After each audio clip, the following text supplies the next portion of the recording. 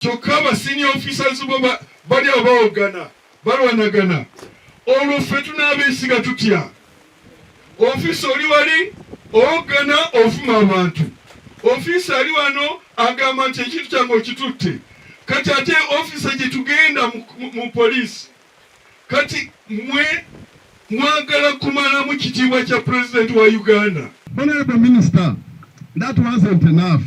Another grader like this came here, broad daylight, spearheaded and supervised by one Lieutenant Colonel Kushaba, a brother to Sarah. That Sarah brokering, the Muhindi is not here to testify.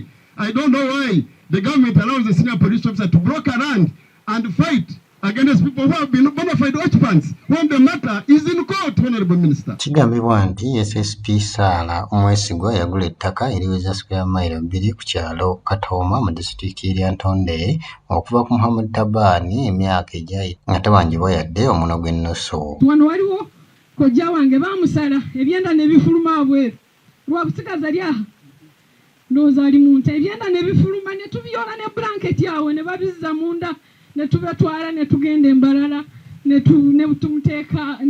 bamuteeka ku oxygeni ne tugira ne tuvaayo naye nga ne fairness wherever you go teri weeva ali wano lwakuba enkuba eneetonnya tatambula mu nkuba kati agitya. Kyokka ono kyamubuukako ate musirikale munne SSP Dennis Musinguzi bwe yavaayo n'amutegeeza nti ettaka lyagula lyabwe bwoya era n'amulagira okulyamuka bunnambiro. Nti SSP Musinguzi yatuuka n'okufuliisa akagiri abantu ba SSP Sarah Kakanja kyokka nga yabasanga ku ttaka. RDC najja n'akondakitinga locus n'akola fact finding bye yakola era yabidistributinga mu offices zonna nga bwe ziri kuba ali wano sijja kumwogerera kati ekyo nekiba nekisooka ffe ne tubiraba ng'ebitagenda ate kuyitawo ku nsonga kati ne batandika abantu okutukubira abantu wano waliwo kojja wange bamusala ebyenda ne bifuluma bweru ne tubyola ne blanketi awo ne babizza munda ne tubatwala ne tugenda embalala ne bamuteeka ku oxygeni ne tugira ne tuvaayo naye nga ne fairness wherever you go teri weeva. Nali ndi police headquarter nga ndi stranded nenfuna chance nenfuna phone contact ya Madam Barungi yakikola mu bwangu ddala najja wano n'akondakitinga locus. Ono bino byonna abadde abyogera mu lukiiko olwatuuziddwa minisita w'ebyettaka Dr. Sam Mayanja ogezaako okugonjoola enjawukana zino.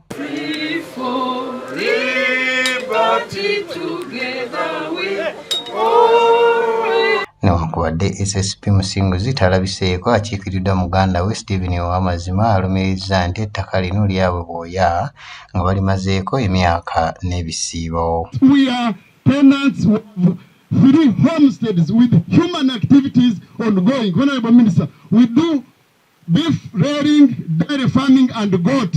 They are here. We have never borrowed our cows. My father died with a number of around 30-40 cows. These cows are manipulated here because we've been around. We have never borrowed cows. It is quite ridiculous. Honorable Minister, we are sons of revelation. We don't lie, we don't steal. I'm speaking this before camera. He talks about Changwari. What about Changwari? That's an arrangement of RO0017 Kakuta with his soldier Muhozi. Where he gave them, it was their business, not you as Sarah as the broker. Ono naye agamba nti omusirikale SSP Sarah naye abadde abatulugunya ku ttaka lyabwe. This is a car there. Nothing has, court has not pronounced whether the grader is there, Honorable Minister. To aggress us tonight, we are aware.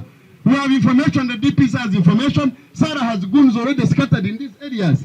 These are things that have been happening. It is very, very, very unfortunate, Honorable Minister, that our fathers fought for people to breed such officers who are rogue. These are rogue officers who come to masquerade as decorated officers. We are residents, we have families here, we have activities, Honorable Minister, homestead is standing. David Ashaba Nkojo nga RDC w'ekitundu ategeezezza nga naye ensonga zino bwe zaamusukkako nga kati alaba ndabe. Ogwaffe gwe gwakomaawo twagamba kati tutya omunaaba mulemye mpulira ebyaffe. What can we do? Tugezezaako kubayamba, tugezezaako kubajjayo nga abooluganda. Honorable Minister, we were concerned because they were all serving officers. As the office of the RDC, we could not sit and watch, see the two brothers and sister fighting. We tried to intervene until now. Honorable Minister, now I think ingeri otuse wano buli omu agenda kwewulirira ojja kutunyonyola otubuulire buli omu side egende eri satisfied. Naye mu byonna ebyo ontumye nkikoze. Minisita Mayanja avumiridde enneeyisa y'abasirikale bano era n'awakanya ekiwandiiko ekireeteddwa muganda wa SSP Musinguzi n'amutegeeza nti byonna byabadde bakola bimenya mateeka. Njagala okuvumirira okusooka bw'ofiisamu embi. Gwe Musinguzi, gwe naawe Saara, mbavumirira n'okuvumirira okusembayo. Ekintu kino tekyandize wano. Bw'ofuna court order okola otya? Ogenda ku poliisi n'egenda ozinga, poliisi n'ebeerawo ng'ogyenforcinga, naye ate toyita ba grooms. Kinkwasiza ennaku okulya nti waliwo ba grooms abali wano bakuba abantu basala bano, nga wano waliwo poliisi, nga waliwo RPC, nga waliwo DPC. How can it happen? Afande Musinguzi alagiddwa okwamuka ettaka lino era Mayanja n'alagira poliisi okuwa SSP Saala obukuumi nga n'ebisolo bya SP Musinguzi byabadde yaleeta ku ttaka biragiddwa bisengulweko. Oda yino Saala beera mu ttaka lyo lino okusinziira ku kooti oda eno. Olirabire bulungi okutuusa nga omusawo guno guli mu kooti guwedde. Era nangirira ndagira RDC, DPC n'abalala bonna bakuwe obukubi bonna obwetaagisa okulaba nti no tewali kakutuukako, ofune kye tuyita quiet possession of their land. Era mbalagira muse obukubi wano wonna okulaba nti no tewali kyonna kijja okumenyaamenya oda eno. Eyo order tujja kugiruvyunga within every after 10 days. Senga kyetaagisa obukubi obusembayo bonna bulina okubaweebwa ate RDC gwe chairman wa District Security Commission. Minisita Mayanja asinzidde ku kiregero kya kkooti ekyasalawo nti SSP Saala ettaka yaligula mu bwesimbu kyokka abafamire ya SSP Musinguzi bawakanyizza ebisaliddwawo. No, that was a temporary injunction. The court didn't come for Rocas.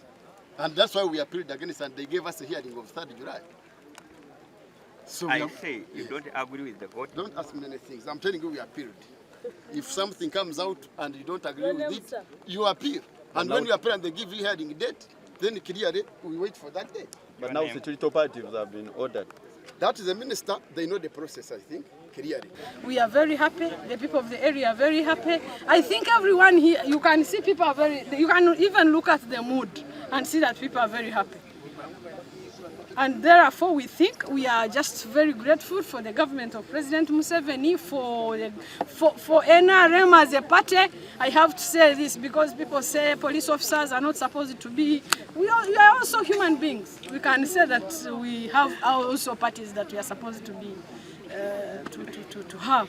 And therefore, I thank NRM, I thank President Museveni, I thank Honorable Minister Mayanja. Wano ente nga zitandise okugobwa ku ttaka oba mazima alabiddwako ng'atangira ente zino obutava ku ttaka lino era ekidiridde kubadde kukwatibwa n'atwalibwa poliisi erya Ntonde abitebye.